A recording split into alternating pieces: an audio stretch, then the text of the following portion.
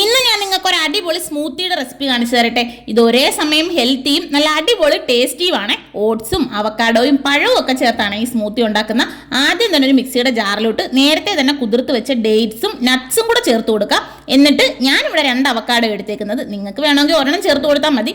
ഇവിടെ 2 എണ്ണം കുറച്ച് ദിവസം കൊണ്ട് ഇരുന്നതുകൊണ്ടാണ് ഞാനിത് 2ഉം ചേർത്ത് കൊടുക്കുന്നത്. എന്നിട്ട് ഇതിലോട്ട് ഒരു അരമുറി റോബസ്റ്റ പഴം ചേർത്ത് കൊടുക്കാം.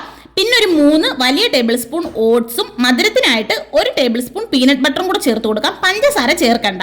പിന്നെ ഞാനിവിടെ ചേർത്ത് കൊടുക്കുന്നത് മിക്സഡ് സീഡ്സാണ്. ഞാനിവിടെ പംകിൻ സീഡ്സും അതുപോലെ തന്നെ സൺഫ്ലവർ സീഡ്സുമാണ് ചേർത്ത് കൊടുക്കുന്നത്.